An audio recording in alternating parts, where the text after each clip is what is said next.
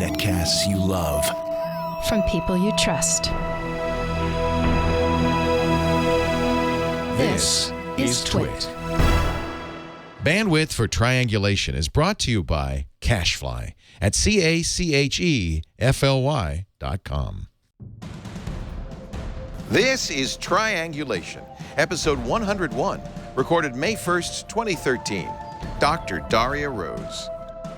Triangulation is brought to you by Shutterstock.com, with over 20 million high-quality stock photos, illustrations, vectors, and video clips. Shutterstock helps take your creative projects to the next level. For 30% off your new account, visit Shutterstock.com and use the offer code Triangulation5. And by Umano. Interesting content read to you by professional voice artists. Stay informed on the go. Umano is available for your iPhone, iPad, or Android device. You can download it free in the App Store or on Google Play. UMANO. For more information, visit umanoapp.com. It's time for Triangulation, the show where we get to bring in or get online some very fascinating people, some of the smartest people on the internet, and talk to them and pick their brains for an hour. It's kind of the show I look forward to every week, and I'm really thrilled to have our guest on this week because I've known her for some time. Darya Rose is here. Used to be Daria Pino. Summer Tomato was the blog. Lately, not so long ago, like less than a month ago, you and Kevin Rose tied the knot in Hawaii. I'm sorry I couldn't be there. It's okay. Hi, Daria. Welcome. Hi. Thank you. Yeah. It was a beautiful wedding, though. I saw pictures. All my friends posted pictures on Path and Facebook, and considering how little work I did for it, it's amazing how beautiful it was. Well, and I'm just going to say, Kevin's a very lucky guy. I hope you know what you're getting into, but okay, I guess by now you do. Anyway, it's good to have you, Daria. Daria, the reason she's on, besides the fact that we really like her, is that she's got a new book called Foodist, and I'm fascinated by this stuff. Let's talk first about your qualifications. You're a neuroscientist. I should call you Dr. Darya Rose, PhD in neuroscience. And did you study nutrition or food at all, or is it you said your dissertation was in stem cells? Yeah. So I studied the brain and the stem cells, but I became interested a couple years into grad school. I wanted to learn more about nutrition and diets, and so I just started digging. I realized I finally had the training to actually read the papers in nutrition. So basically I would go home at night and read stuff I wasn't supposed to read. I was reading nutrition and... Because you study molecular and cell biology. I mean, that really is what nutrition is all about, isn't it? It's fueling the cells. How do we build new cells? How do we keep them going? And what's interesting about nutrition, we were talking about this before the show, is everybody has an opinion. It doesn't seem to take much to have a strongly held belief about nutrition and food and diet and health, because you also talk about exercise. Absolutely, yeah. There's way too many opinions. Right. Do we now have enough science to know, or is it still kind of a mystery? I think we know a lot. I think we know a lot. We know enough to tell people what's generally good, but we don't know enough to tell, like, I can't tell you what's best for you. So that's sort of a disconnect I think people run into a lot, because, if something works for me, sometimes somebody will start a blog and be like, this is what you have to do, but it's not necessarily going to work for everyone. That's a really a good point. There's also a lot of confusion for us, and I'm a consumer of this information in a lot, because you read two different things in 2 different days. There's the China study says do this, the nurses study says do that. Everybody seems to have conflicting information, and the popular press in general is not qualified really to be writing the conclusions from this stuff. Absolutely. I have one chapter only about nutrition in the book, just to clarify all this stuff. And basically what I try to do is summarize what we actually agree on. And there's a couple principles. The first one is that vegetables are good for you. Pretty much everybody agrees with that. Nobody except little children will disagree with you on that one. Yeah. Right, so there's that. Why is it kids don't like vegetables? Because they're not cooked right. Oh, they're not cooked right. Because there are flavors in vegetables that, like, kids go, ooh, broccoli, Brussels sprouts. But if you cook them right, that doesn't happen. Yeah, if you cook them right, kids will eat them. And if you get them in season and they're fresh and That's the other thing. We all sweet. grew up with canned vegetables and vegetables out of season, improperly prepared, and all of that stuff. So I think you're probably right on that one. So only one chapter nutrition. Well, what's the rest of the book about? The rest of the book is the hard part, which is actually doing it. In other words, we know the rules. Right. We know that you shouldn't. Well, you should eat lots of vegetables. What else? Give us the basic rules. So basically, broccoli is better than cheesecake, right? Yes. Refined sugars and processed carbs are bad. Even the Joseph Campbell in the China study says, processed carbs are bad. We can agree on that. We pretty much know that. Right. Yeah. It starts getting fuzzy when you start talking about meat, when you start talking about grains, Yeah. when you start talking about dairy. And my opinion is that they're probably fine. Every person's going to have to find, like I said, their own ratio of how much of that they can consume and still be fine. Right. I tend to lean toward the more natural versions. So, I'm scared of the hormones in the meat, the antibiotics that they're giving the animals. So I go for the grass-fed, the organic, if possible. Right. But, it's couldn't tough hurt, because except not everybody can afford it. It could hurt but your pocketbook is what it could hurt. Exactly. Yeah. So, you have to find what works for you. There's no data that you're going to die if you just eat meat every once in a while or grains every once in a while, which is what the paleo people think, So, Right. you have to find that for yourself. But those are all the gray areas. We tend to, and it makes it very easy for us, and also makes it very divisive for us, make these black and white rules. No meat. It's you're talking before. There's a scene in the book you're talking about the paleo people fighting the vegans, because both have very hard and fast rules about what you can and cannot eat. I think the black and white rule thing is a big deal, actually. So my number one piece of advice to people in this book is to build habits, to build healthy habits. I like it. And the reason this is so important is because if you eat healthy most of the time, Right. what you eat the rest of the time really doesn't matter that much. Right. You say in the beginning, Aristotle, you quote Aristotle, we are what we repeatedly do. Excellence is not an act, it's a habit. Bingo. I like that. All right, well, as you can see, looking at me, I need your help. So I'm going to make this my Bible. So it does say, using real food and real science to lose weight without dieting. So it is, I guess, a diet book, but it seems more like a lifestyle book than a diet book. It's a lifestyle book. The problem is if you put lifestyle in the title, nobody buys it. I don't want a lifestyle, I just want to lose weight, is what they say. Right, so it's a weight loss book, but it's not a diet book. Right, good, because I've done every diet in the world. Me too. Yeah, but you don't know. You were never fat. I weighed about 20 pounds more than I do now. Wow. Okay. All right. But no, I was always dieting, so I was never but it was getting worse and worse. Right. And it wasn't until I stopped dieting that I effortlessly lost 10 pounds. Toady Field says in your book, I've been on a diet for 2 weeks and all I've lost is 2 weeks.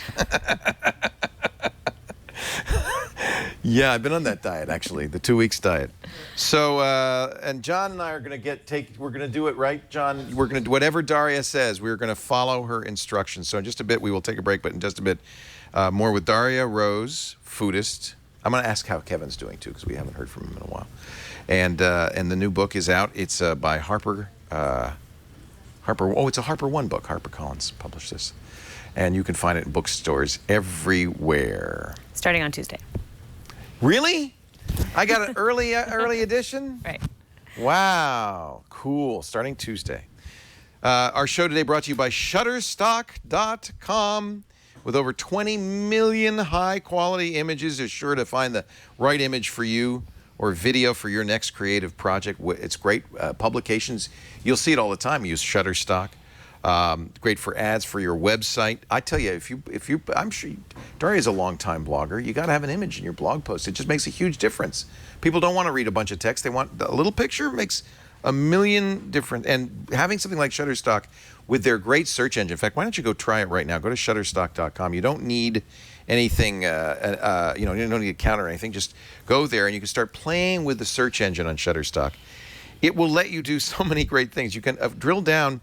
Not just by subject type and asset type, so you could say photos of monkeys, for instance, but also gender.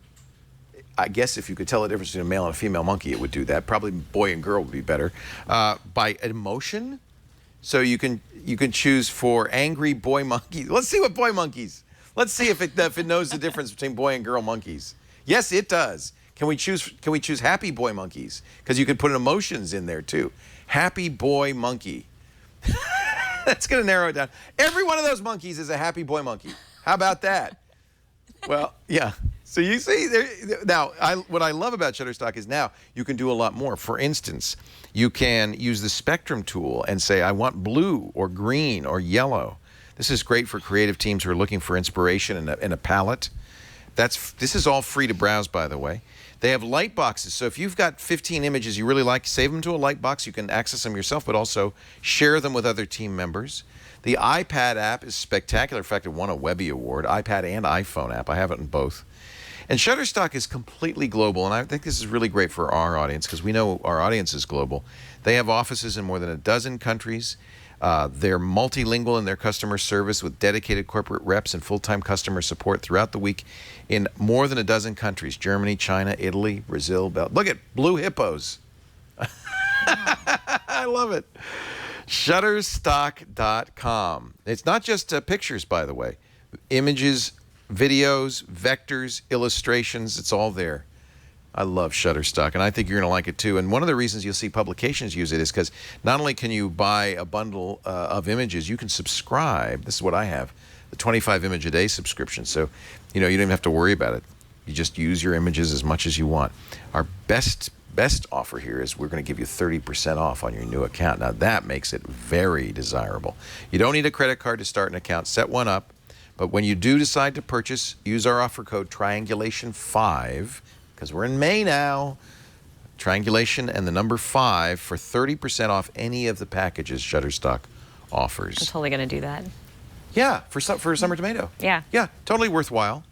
You've been doing Summer Tomato for some years now. I love this blog, by the way. 4 years. Summertomato.com. Yes. And it's a great name because it's my favorite kind is summer tomatoes.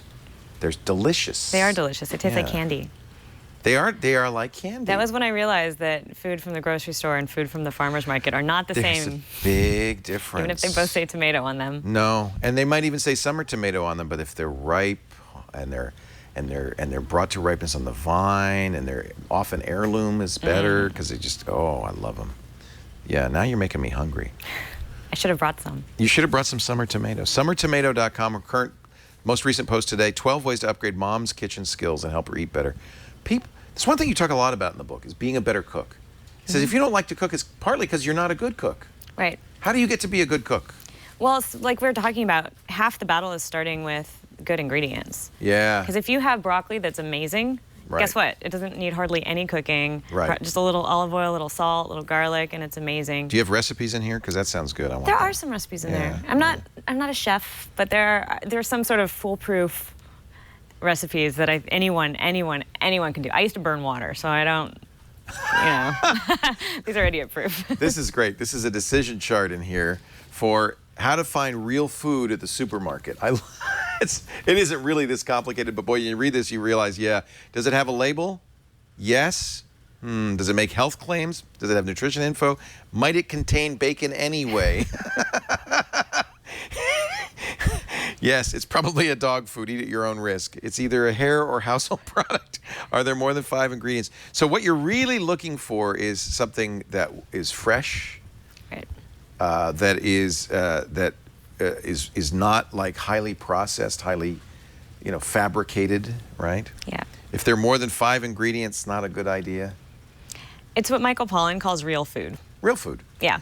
And you point this out on the perimeter. For some reason, they put all the real food on the outside of the grocery store. The vegetables, the meat, the fish. That's right. And then everything on the inside is the cans, the frozen, all that stuff. There's a couple gems in the center aisles, but it's dangerous in there. Right. You also have 42 code words for sugar, and this really gets me because the food industry, and this is part of the problem, and one of the reasons I think we have an obesity epidemic is we have a food industry. Right. And there was a great article 2 weeks ago in the New York Times, you probably saw it, written about a guilty food scientist who said, we basically just addict people to food. We know how to make food addictive. Remember when you said you trusted grocery stores? Yeah. In that last show? Not really. It was very low. The Brits, they trust grocery stores more than Google, but it's still only about 16, 70% trust grocery stores. Because their goal is to make money off of your... They're not on your team. They're not on your team. This is sugar. This is all sugar. Brown rice syrup, maltodextrin, corn syrup solids, evaporated cane juice. That always gets me. That's sugar!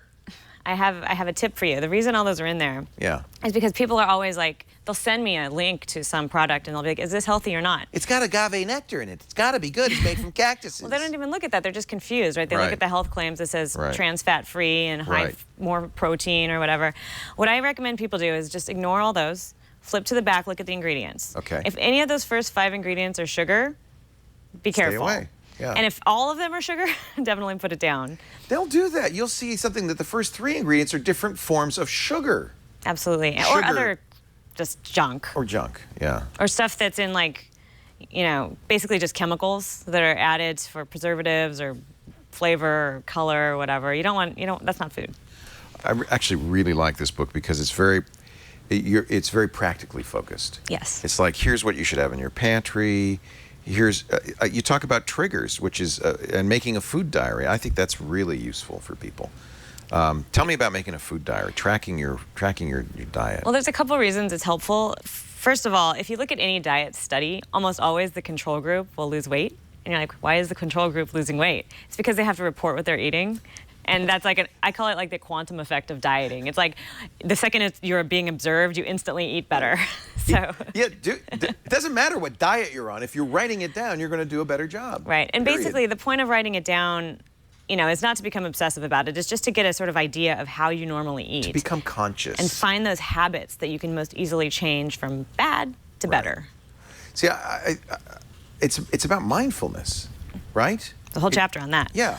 Yes, exactly. It's about being aware.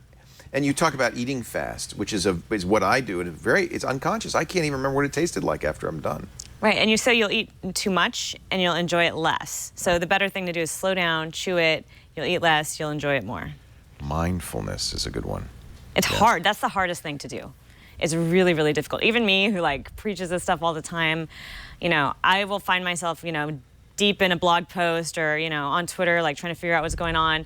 And it's lunchtime and I'm hungry and I'm eating and I realize I'm halfway through my food and I don't know what I ate. Don't know what I ate, just shoveling it in and I have to just close the screen and take I do that all the breath. time. I haven't had lunch yet.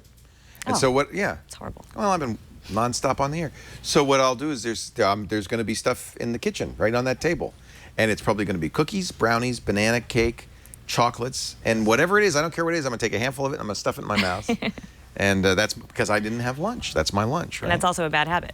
Terrible habit. That you could fix. How? By eating something healthy before that. Oh, like having lunch. Like having lunch.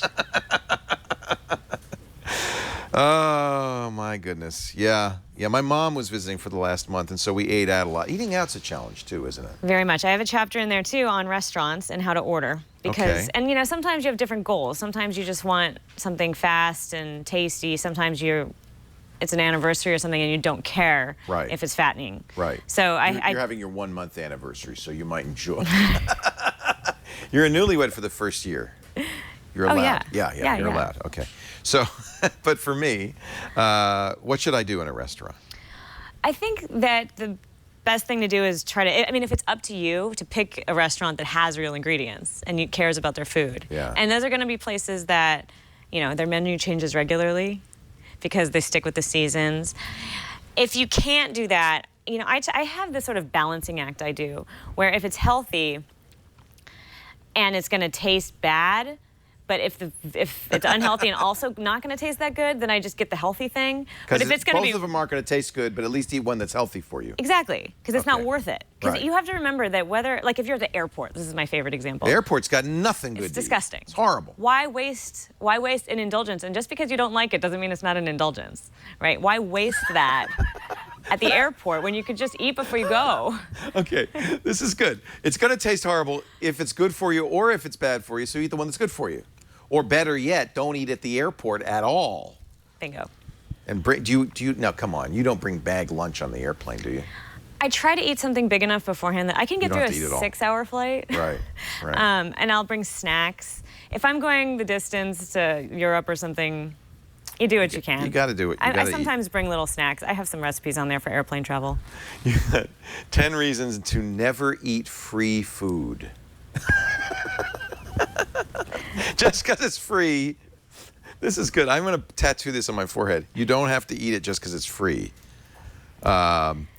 And there are good, really, free food is probably really bad for you, isn't it? Almost always the cheap stuff. The buffet at the conference where they have coffee and crullers, it's not going to be good. I learned this in grad school.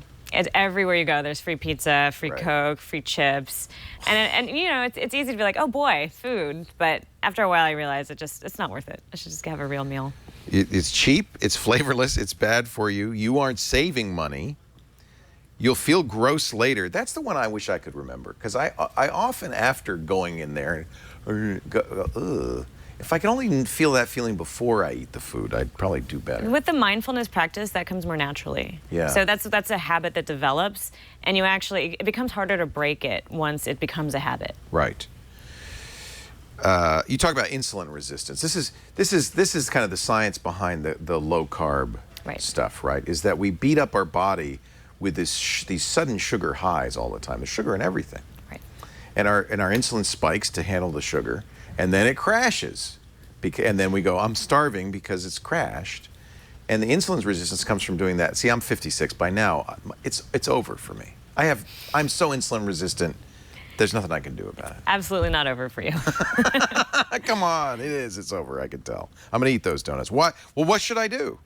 Well, I have so one thing I really do like about the low carb thing is it can get your insulin back on track. Yeah. And it will fix it. I felt pretty good when I was doing it. Yeah. So, I mean, if you... Not at first. At first, you go through withdrawal. Right. The first 3 days are brutal. Yeah. It's starting around day 5, you start feeling better. Yeah, you really do. And what I recommend is generally a shorter... So if you do it short, like I have a 2 to 8 week recalibration, I call it, where you have no sugar, no alcohol, no dairy, and no wheat, because those are the things that mess up your insulin. Mm-hmm. And if you can clear those out of your system and get back on track, then you can start eating like a normal person again. And then you can actually tolerate the carbs much, much better. And people who've been on low-carb diets for a long time, they don't need to do this. They're already insulin sensitive. They've got different problems. They're eating too much. That was my problem before, because I was low-carb forever, ever. Yeah, and see, when I've been low-carb, I haven't lost that much weight. I lost maybe a few pounds, and then I just kind of stuck. So that's different bodies have different responses to this, right? Right. Yeah. But it isn't, I mean, if somebody with more than 20 pounds to lose typically will have great results with starting with a low-carb diet and re-regulating their insulin. Since we started with Steve Gibson was the one who really kind of brought this up, and we started talking about it. He's done a couple of specials called The Sugar Hill, and I think they're quite good, and I think there's a lot of science in what he's talking about. And since he did those, people have come almost every day to the studio say, yeah, I lost 50 pounds. I did what Steve, I lost 50, 40, 50. Wow. Big, huge numbers. So while I know nothing about it, we also have physicians in the chat room who will say, like Dr. Mom, who's probably going crazy right now, will say, no. I think that's a good place to start. For most people, that's a very good place to start. Absolutely, and one thing that I do in this book that I actually haven't seen in many other books is I walk you off getting off that. Good, I'm going to do that. To getting into a That's the maintenance recalibration? period where you can eat carbs and not feel like, not explode and not retain water and not feel bad about yourself. Right. What about being a vegetarian? You're not a vegetarian. I'm not. You said you eat a lot of, you eat steak all the time. I do. Yeah. I blame Kevin for that. Kevin's seems like he's kind of a steak guy. He's kind of a steak guy. He's got a nice barbecue. He likes to fry up the meats. Yeah. And he's got the sous vide. He loves that thing where you... Is he a sous vide guy? All about it. All about it. You know, Alex Lindsay over here is a big sous vide guy and barbecue guy. It must be a male thing. I think so. I like my food cooked, not soaked. So tell me about sous vide. Is that good for you? Yeah. It's risky because some things you're not bringing up to a high temperature to kill the bacteria, right? For meats, it's not good. We use it for meats. Well, we start with high quality meats, but what it enables you to do, actually, cooking things at high temperatures is actually dangerous. That's the other side of it, isn't it? So it prevents you from having to do that for very long. So what we do is we'll sous vide like a steak for a couple hours, make it tender. That's cooking it at a very, very, very low temperature. Right, but it makes it medium rare. Like 100... 125. 25. Yeah. There's a special thing you need in a cooker and a sealer and a thing like that. Okay. And then we throw it on the grill. And just to sear it. Just to sear it. But you don't have to keep it on the grill for 10 minutes. You can keep it for 2 minutes aside and you're done. Do you have to have a special cooker for this? You do. You do, yeah. A special sous vide cooker. Yeah. They're coming out with a cheaper one. Now, Mark Zuckerberg is also kind of a foodie. He says he only eats stuff he kills. You're not advocating that. Tim No. Ferriss doesn't do that. No, that's a little intense. But I think I liked what Mark was doing with that. I think that He wants to get reconnected. That's Right. part of mindfulness. And I shop, I buy my meat. Like, one thing I'm really picky about, so I'm not a vegetarian and I eat meat pretty much every day. But you eat good meat. But I eat good meat and I make sure that I know where it comes from. I don't eat industrial meat. If I am in an airport and I'm stuck eating on an airplane or something, Right. I usually do choose something vegetarian. That's so long probably as a it's good not point. the pasta. Just because it's so gross. There's so many hormones and No spaghetti, no antibiotics. pizza? I eat spaghetti and pizza. Oh, okay. Yeah. And it's not healthy, but it's not it's not the end of the As long as world. you know it's bad for you. Let's talk about NEAT. What is NEAT? NEAT is really neat. NEAT is non-exercise activity thermogenesis, which basically means burning calories when you're not at the gym. Oh, non-exercise. I like that word. Activity thermogenesis. Thermogenesis just means burning calories. Okay. So what's basically- NEAT? Yeah, so basically it's all the little things you do, like this. Walking upstairs? Yes, everything that you do that's not exercise. Did you say like this? Well, yeah, Like even moving your hands? Fidgeting. So yeah. fidget. Okay, you see, look over to your right. You see that young woman over there? Her name is Liz. She bounces on that ball all day. She's kneading She's it up. kneading. Liz, you're kneading. She's also got headphones on. You're kneading. Did you know that? You're doing non-exercise thermogenic activity? I have ADHD. It's not my fault. She says I have ADHD. It's not my fault. Amazing. But I sit on one of those too, and it keeps you moving. So the idea is not to be like this. Right, because actually one of the biggest killers ever is just sedentary behavior. Yeah. And what's amazing is this even includes, like, if you sit at a desk all day and at a computer and you go to the gym, you're still sedentary. That doesn't count. You need to get up. My 1 hour at the gym every day, that's not doing it. I huh? mean, it helps, obviously. But it's not as good as being active. Several times a day, you have to get up, you have to walk around. I carry a pedometer to stay on it and make sure I get my 10,000 steps a day. Game changer, everyone. 10,000 steps a day. You can do it. It's not that hard. See, I know you're friends with Dr. Weil, and I read his book about walking. He's a big fan of walking. He says, yeah, it doesn't seem like it's a lot of exercise, but the good thing about walking, it's easy. People don't get injured, but they are being active. Absolutely. That must be neat. It is absolutely neat. And I've Yeah. found that walking, I mean, this is how I can go to Paris and eat baguettes all day long, and but I've walked 20,000 steps. Everybody experiences that. Yeah. When you go somewhere where the food's amazing, you're a tourist, you eat like crazy, but you walk all the time too, and so it's okay. It helps a lot. Yeah. You still need to eat your vegetables, but Yeah. it helps a lot. Yes, eat your vegetables. You sound like my mom. Oh, no. Oh, no. Eat your vegetables. So 10,000 steps. Do you wear a pedometer, a Fitbit? What do you, I don't see a Nike fuel band or It's in my lady garments. You got a Fitbit in your underwear? I do. Always. Always. And it's the Fitbit? That's the one you use? I know wore it to my Kevin was really wedding. excited. You wore a Fitbit under your wedding gown? How many steps did you do on your wedding day? You know, That's about a lot. Because you're going around. it was probably a lot. I passed out at some point, but I don't remember. That's probably not in the book. Passing out is not neat, nor is it thermogenic. Lots of champagne that day. Lots of champagne. Oh, I bet. It looked wonderful. Where was it? In Hawaii. But where in Hawaii? On the Big Island. The Big Island? Yeah, Kona. It looked so beautiful. It was lovely. Yeah. And fortunately, we have many mutual friends, so I was able to follow it on Path almost in real time. Awesome. It was amazing. They're going snap, snap, snap, and posting immediately. So 10,000 steps, which is about 7 miles or something. What? It is, yeah. 6 miles. How am I going to do that? It's really not that hard. Knowing is half the battle, like G.I. Joe says.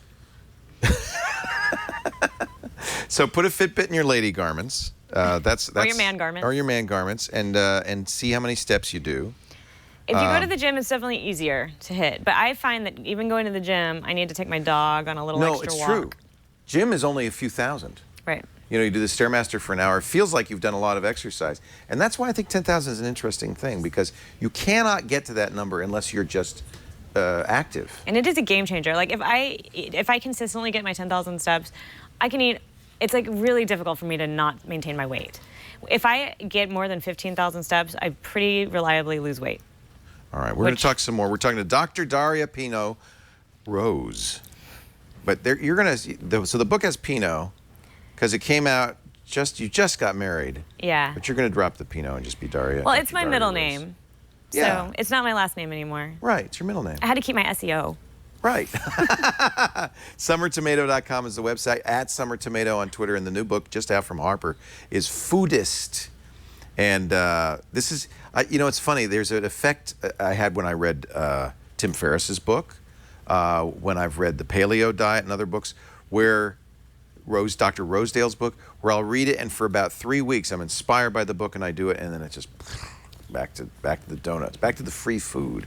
So we'll talk about how to maintain, and I want to talk about how to slow down my eating too, because that's a big problem, unconscious eating. But our show today is brought to you. We got a new sponsor. I want to talk about this. Do you know about Umano? Umano. It's a really interesting idea. In fact, you talk about this in the book, Daria, about exercise, how to make it more palatable. Listen to podcasts or audio books. Umano would be a great app to have on your phone. It is the most intriguing articles and news stories from a variety of trusted sources on your phone, read to you, I love this, by professional voice artists. Wow. Every day, new stuff on your phone automatically. It's available from the Android store or the iOS. And guess what? Kids, it's free. Free. Umano. They get professional readers to read all of this stuff. A wide variety of articles. Of course, you can filter it if there's stuff I don't want to hear any sports articles, no problem. You can filter it on subject matter and themes. Every day there's new stuff. There's no ads in it. It's commercial free.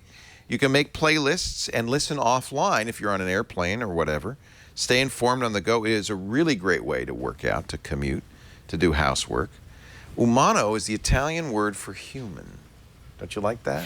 It's human read. 1 million listeners strong. I want you to check it out.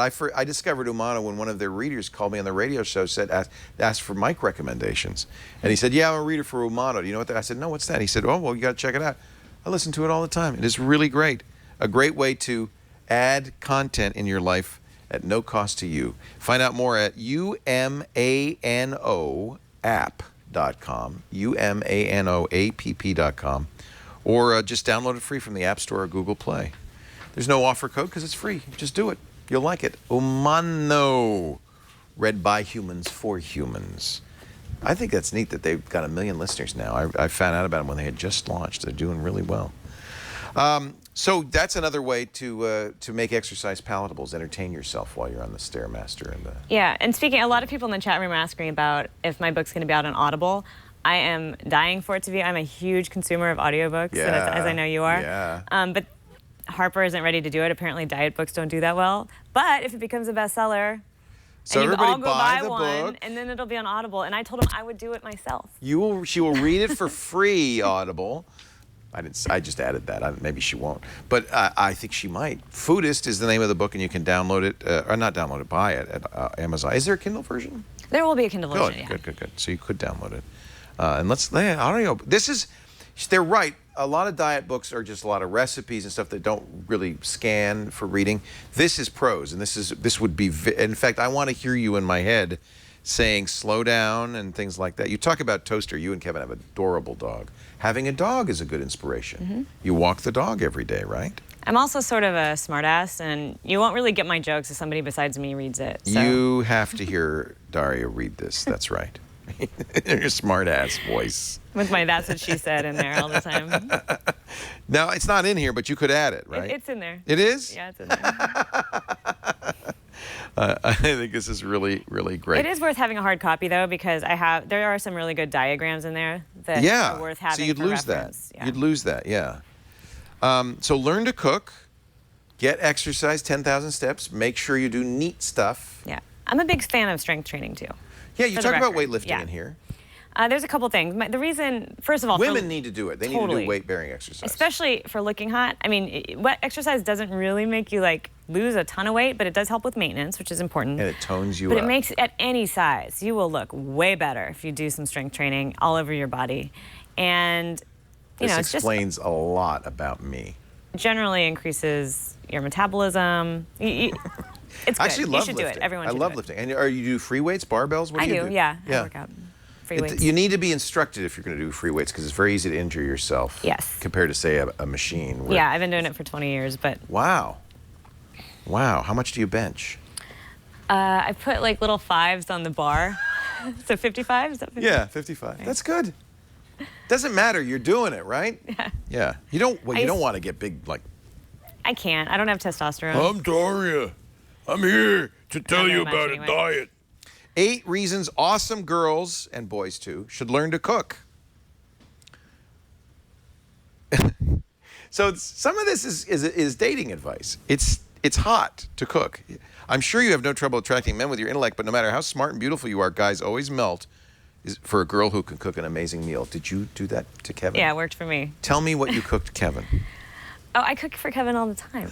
But the first meal, you must remember it. Okay. I made, it was like crab and asparagus and... Oh, sexy food. That's sexy food. It was definitely sexy food. Crab and asparagus, very sexy. And a little wine. And if you can make a good breakfast, like a good breakfast sandwich or something like that, it works. First you gotta get him, guys. First you got to get him to breakfast, but that's another story entirely. Cooking makes you beautiful. Nothing's more attractive than a woman who radiates health. I think that's true. All of this is good for men or women. It's going to. A healthy person is a more attractive person. Period. Period. Good food makes you smarter. Those spikes in blood sugar and the dips, the concomitant dips. You know when you're crashing. That's the Snickers ad. But don't eat a Snickers bar. But don't eat a Snickers bar. Bad idea. Cooking's more efficient. And it's also cheaper. You'll save money. Yeah, that's, I think, an interesting misconception people have. People think it's too expensive and takes too much time. But I don't know about you guys, but the burrito down the street from my house is like $8. Yeah. And there's a line out the door. Right. And, you know, and for anything good. It's because you're going to Gordo's. You shouldn't go there. Papalote. Papalote. Now, see, I'm hungry for a burrito. You see? You see how that works? That's because you haven't eaten lunch. You need to start on page 1. Yeah, you're right. I'm starting in the middle. And really, you might enjoy it. Cooking is actually a great creative exercise. It's really It's shocking. And then that was one of the revelations for me, because I was like, I am not a house person. I'm not domestic. Right. And I used, like I said, I used to burn water because I would try to like boil water and I'd forget about it. Right. So I think that I'm surprised. You know, and when you go to the farmer's market and you find something beautiful there, like just something beautiful, It's and you painting. go home and you make something out of it, it feels really good. Yeah. It's that Daniel Ariely talked about this theory that if you invest time in something, you own it and you enjoy it more. And it's why people go to IKEA, because they have to build their own furniture, and so they love it more. If you cook your own meals, everybody loves their cooking, their own cooking, because you've invested in it. Right. Right. And I'm like, I have no illusions that nobody can do that every day, or maybe some people can. I can't. But you know, I try to cook at home 3 times a week. That's one of my That's a goal. That's one of my habits on my like Lyft app. Yeah. And I think it's a great place to start for most people. Most people don't really cook at all. And what they do call cooking is like peeling back the frozen entree. No. You've got a great recipe. I can't wait to make it on heirloom bean salad with winter vegetables. You should make the cauliflower. That's in here too? Yes, the roasted cauliflower. It tastes like French fries. Yeah, I've done it. Cover with a little olive oil. You roast it in a cookie pan. Maybe a little garlic on the side there. Kids will eat an entire head of cauliflower. Yeah. Children. You know, it works with kale too. Yeah, You can absolutely. make crispy kale. I know it sounds weird, but I actually love it. This is full. Cauliflower tastes as good as French fries. 1 large cauliflower, olive oil, kosher salt or sea salt. Ooh, curry powder. I haven't tried that. Preheat the oven to 500 degrees. Actually, I have a convection oven, so I could do 475 convection. Right. Break it up. Drizzle it with olive oil. Season with salt and curry powder, and then you cook it for 10 to 15 minutes. That's not long. Oh, that's the first step. It's about 40 minutes. Oh, that's the steaming part. Yeah. And so you steam it first, then you put it on the pan. And Well, no, you put it on the pan and you cover it in foil, so it steams in its own liquid. Oh. And then just so it cooks through, and then you remove the foil, stir it every 10 minutes, and it's ready in about 30, 40 minutes. Okay. And it is to die for. Kale, So good. Sauteed kale with pistachios and garlic. Yum. A roasted delicata squash for dessert. Really? Oh, not for dessert. It's a side dish, but it tastes Says like better than dessert. better than dessert. Yeah, it's better than dessert. It's really good. Delicata squash is great because butternut squash is like really hard to handle. It's really hard to cut. I like how it tastes once it's done. Delicata tastes better. But you could cut your finger off opening one up. Right, and delicata is easy to cut, and they're smaller, so you don't have to. Are you Italian? What's your background? I am Mexican and Irish. And Irish. Do you cook the food of your... Parlo Italiano. Oh, yeah? Yeah, I used to live in Italy. You seem like you're Italian. Maybe that's I get because that a lot. of the recipes here, huh? And my name sounds like Italian. Pina. And it rhymes with wine. Vino. Well, and also the delicata, I thought. Interesting. Do you cook your own, the food of your heritage, Irish or Mexican? I love to. Yeah, Do you? more Mexican food. I grew up in Yeah. SoCal, like, and I spent a lot of time in Mexico as a kid. Yeah. Mexican food gets a bad rap from the taco truck here. Fresh Mexican, fresh fish, vegetables. Beans. It's wonderful. It's really, really healthy, actually. Like beans, salsa, Yeah. that's their garnish. That's so healthy. Yeah. I love a fresh salsa. Don't get the stuff in the jar. Make Right. your own tomatoes and onions and parsley, and fresh salsa is wonderful. Pico de gallo. Pico de gallo. Yeah, I love to experiment with different cuisines. Do you? I think it makes everything more fun. Is it okay if I drink coffee? Oh yeah. Oh, I like how she lit up on that one. Oh, yes. Another misconception is that coffee's bad. It's actually incredibly good for you, so long Good. as it's not the Starbucks, like Frappo sugar Yeah, bomb. because it's like 800 calorie bomb on Right, that one. Yeah. right. Well, they put a lot of sugar in the Regular Frappuccinos. Starbucks is fine. Yeah. Black coffee's good. Black and even coffee. with cream. I is use a okay. little heavy cream in there because That's I like fine. it. I like the thing. I forgot what I was going to ask. Chat room, you want to ask some questions? We're talking to Darya Rose. We're going to just call you Dr. Daria. She is a, what did you call it? A nerd HD? What did you? PH dork. PH dork. Standing desks, STVZ gone. Love them. That's a neat It is totally neat. Neat standing desk, treadmill desk. treadmill. Do you have a treadmill desk? I don't, but I can see Kevin standing, but I don't see him on a treadmill. Kevin has when he had Oink, he bought a treadmill desk for the office that Did they he? would all rotate through. Yeah. Oh, Yeah, they loved it. They loved that's it. so neat. Makes it very easy to get your 10,000 steps. Now, you mentioned, tell me a little bit of the apps. You mentioned Lyft. Are there apps that you use that help you in your quest here? Yes. There's a few pieces of electronics. So, yeah, I use the Lyft app. It's a habit building app. If you want to find it, it's lyft.do. I'm actually going to be announcing something with them next week. Lift.do. So this is an iPhone app. Yeah, and you can follow me and follow all my habits. I have all sorts of crazy stuff in there. Oh, that's cool. So, like, if you want to live like Daria does, you just follow her on Lyft. Like, I have try a new food as one of my habits because I think that's an important thing to cultivate. That's good. I have just random stuff like meditation. I have my no sugar, no alcohol, those. I have eat something green, eat fish, eat seaweed, all sorts of fun stuff. Strength training, 10,000 steps. Keeping yourself engaged and having fun is kind of pretty important to this. You don't want it to become a routine. It's essential. It's essential because here's the thing about diets. They're painful. Yeah. That's why we don't do hate them. 'em, yeah. That's why we don't do them. If you can turn the healthy eating into a habit, then it sticks forever. And it's actually just as hard to break as a bad habit. But God, I wish that were a true. habit only forms if there's a reward associated with it. Ah, I knew I was doing something wrong. So that reward is what reinforces that cue, the trigger Yeah. that makes you do the habit. It can't feel like suffering. You have to enjoy it. Isn't that awesome? Yeah. Best news ever. You have to enjoy your diet to like you being healthy. Cool. So Lyft would be a good one. Lyft.do. That's iPhone only, unfortunately. I have to get the Android version. Although they're doing a web version. They have a so- web version, yeah. Okay, good. Yeah, yeah. What else? What else do you use? I You use a Fitbit? I use the Fitbit and the Fitbit app. It's great. Okay. I highly recommend that. And the other thing that I really And you recommend. said that for 10,000 steps? 10,000 steps. Do you monitor your sleep with the Fitbit? Do you care about that so much? I've tried. It's really hard for me to sleep with have to something wear on that my wrist. thing, I know. And it's like I have trouble sleeping anyway. Keeps you awake. It keeps me awake. So I stopped. Yeah. I like the Withings scale or the Fitbit scale. I have one of those, yeah. I think that, somebody observed, because I have a Twitter account, Leo's Scale, and somebody in the chat room observed yesterday, I haven't seen Leo's weight in about 6 months, so what's going on there? The battery's died. That's my, yeah. I'm afraid to step on the thing. You shouldn't be. And here's why. It's the same reason that tracking your food journal helps. Consciousness. Just know. Just know, okay, that weekend was bad. Yeah. Or, sometimes things aren't as bad as you think. Yeah. No. They're worse. Food pyramid, fact or fiction. Yeah, that's the big thing that we would, Fiction. in school, this was foisted on us throughout school.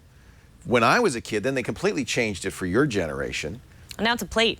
now it's a plate. Which is awesome. I'm glad it's a plate. I have an updated version of it in there. So the idea of the food pyramid was eat a lot of the things at the base of the pyramid and a little at the top. And then depending on which industry was currently giving the most money to Congress, you would move up and down the pyramid, right? So dairy moved up when the dairy industry, or down when the dairy industry was very powerful, and then it changed again, the grains and so forth. So where's your food pyramid here? Page 85, I think. She's got it memorized. Wow, that's great. So the USDA plate is okay, but you can tell the food industry is still in there. Because here's the thing, the USDA is the industry one. It's not the FDA's pyramid, right? Right. It's weird. So anyway, there's that. But I redid it to... Do you have a pyramid or a plate? I have a plate. I took dairy out. Yeah, because you don't need it. It's fine. That's but you don't an need example of that comes from an industry right. saying you can't leave us out. 70% of the earth is lactose intolerant. You can't tell me it's a required food. Right, right. So you don't believe in the food pyramid at all. It's too influenced by politics. It's completely wrong. I mean, nobody should be eating that many grains. Grains are bad? Not bad, but it shouldn't be 10 servings a day. That's obscene. Yeah. Here it is. Here's the plate. It's not a very complicated plate. It's fairly straightforward. It's well, I'll read it to you because we can't. Let's see. There's a little bit of fruit up here, a little bit of water or wine. It's okay to drink wine, huh? Absolutely. She says thumbs up. Red's better than white. Doesn't matter? Yeah. Yeah. Red might be slightly better. Yeah. So it's a 10-inch plate. Why do you say it's 10 inches? Because dinner plates have become balloons. I see. So we're literally showing how much on our plate. I think it's as a guideline. I think it helps people. So half of a 10-inch plate should be vegetables cooked in natural oils. A quarter of it, beans or intact grains. Like, by the way, you point out in this book, whole grains, as defined by the USDA, is not a whole grain. Right. They're the pieces of grains all put back together. Like whole wheat bread is white flour with a little bit of leftover chaff thrown in. Right. To make it brown. So we truly whole, unprocessed grains. Rice, farro, quinoa, things like that. Yeah. I like oats. steel-cut oats. Yeah, oats are great. Yeah. And wild fish or pastured meat, in other words, high-quality meat should be about a quarter of it. Yeah, so what really bothered me about the USDA plate, and why I redid this one, is because they spent, 3 decades telling us to stop eating fat, and then they just took it off? Like, there was no mention of fat anywhere on it. You had to dig through 20 pages of literature to find it. Right. So that's why I say that the vegetables should be cooked in oil. It actually makes them healthier. Fat's not bad. No, you need it to absorb... Your cells need fat. You need it to absorb the vitamins, too, the fat-soluble vitamins, like vitamin E. It does seem like that at least awareness is changing, that it turns out it really wasn't the fat that was bad, it was the starches, it was the processed foods, it was the junk food, it was the high fructose corn syrup. Processed fats are still pretty bad. Processed meats are still pretty bad. Trans fats. Right, yeah. exactly. Yeah.